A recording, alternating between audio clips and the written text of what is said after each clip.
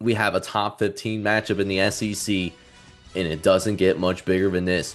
Number 6 Georgia coming in 2-0, your defending SEC champions, working their way into Neyland Stadium, one of the toughest environments in all college football, taking on a Tennessee Volunteer squad, coming in ranked number 15 in the nation, and looking a lot better than expected. And it's going to be a 3:30 kickoff, as we mentioned, happening over on ABC. And you want to talk about a matchup of unstoppable force versus unmovable objects? Oh, we are going to be in for a really good one. Just what we've seen early on. The battle between the Georgia defense and the Tennessee offense, that is going to be pure cinema. I'm telling you right now. Because, so Georgia's coming in right now. They have one of the stingiest defenses in college football at this moment. Georgia's coming in, just allowing just barely over 200 yards a game. That includes only allowing 60 yards on the ground and less than 7 points per game. They've allowed one touchdown all year thus far. I know it's only been 2 games, but one touchdown allowed in 2 games. In all of those metrics, Georgia ranks in the top 15. This is a legit defense that Kirby Smart has. You know, that's part of the identity of Kirby Smart. You will never find a bad defensive unit in Athens, regardless of whether it's an elite year or whether it's more of a down year like we saw from the Georgia Bulldogs. Granted, that was still a year where Georgia ended up winning the SEC anyways. But the Tennessee offense certainly been a lot more explosive than anticipated. They're coming in hot. They're averaging almost 60 points per game.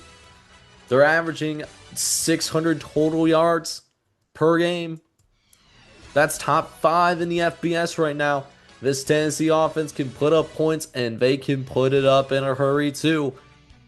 So it's going to be really fun to see this Georgia defense and this Tennessee offense go up against each other. It's going to be a fun one in Neyland Stadium. That's for sure.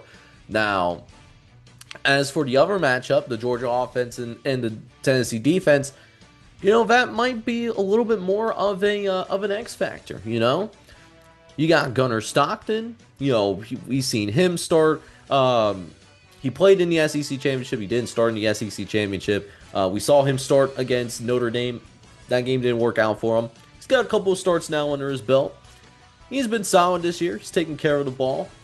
He hasn't been in liquid or gas. He's been solid. You know, 400 yards, couple passing touchdowns. Got an improving ground game compared to what Georgia had last year, especially with Nate Fraser leading the way. But on the opposite side of that, Tennessee is going to be coming in short-handed. Both of their starting quarters, Jamon McCoy and Ricky Gibson, they're both out.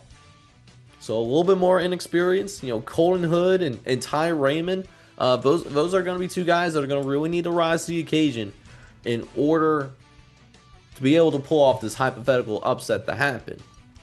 And even make sure that Georgia remains one-dimensional, right? Because in the Austin Peay matchup, Gunnar Stockton had to throw the ball 30 to 35 times. And he didn't look great offensively. Now, you could maybe make the excuse, hey, maybe we just kept it vanilla. But even if you kept it vanilla, you're an SEC offensive line. And you're telling me you're having trouble moving the ball consistently against an FCS defense. Which, by the way, that FCS program, Austin Peay, they just lost their coach a couple of years ago. He's now at UTEP. So it's a relatively new coaching staff out there in Austin Peay. Maybe in their second year. So even if you kept it vanilla, what are we doing, Georgia? So really looking to see if this Georgia offense can bounce back and really put the pressure off of Gunnar Stockton, who again has done a really good job of taking care of the ball. But at this time, he's still a little bit more of a game manager. You know, not necessarily someone that can create a ton of plays consistently. I don't think Gunnar Stockton is necessarily there yet. And I'm looking to see if he gets a little bit more help, particularly from that ground game, led by Nate Fraser, of course. But hey, let's go ahead and check out the model for this game as well, for the Georgia and Tennessee matchup. And this one, Oh, baby. It's the same scenario that we saw earlier tonight. It is Georgia and Tennessee. So FanDuel right now, and this is another one of those games where we saw the line come down. Originally, Georgia was about a touchdown favorite. That has shrunk down to in cut in half, quintessentially. That's is now Georgia favored by around a field goal, and a little bit more love for Tennessee from our model. Tennessee favored by about a touchdown. They got Tennessee -6, and yet once again, I can't help myself but find myself signing with the model yet again. Yes, Georgia's looked really impressive defensively. And we talked about those defensive metrics earlier. Really looks good on paper. But they haven't really been tested yet. Marshall and Austin Peay, respectfully, not close to the same level of team that at least Syracuse was. And listen, you can say as much as you want about Syracuse. Syracuse might not be as good of a team as last year. They might struggle to make a bowl game. I'll tell you what, Syracuse would beat Marshall on neutral site. They would probably beat Austin Peay on a neutral site. I can tell you that right now. And yet Tennessee, they're still able to find a way to pour it on. And so I look at Tennessee being a little bit more tested at this time. I look at this team also playing in Neyland Stadium, a place that is really difficult to win in, especially now that this Tennessee program is functioning at a higher level than what we saw 5-10 years ago. And I just think that this is a spot that Georgia could absolutely be exposed in.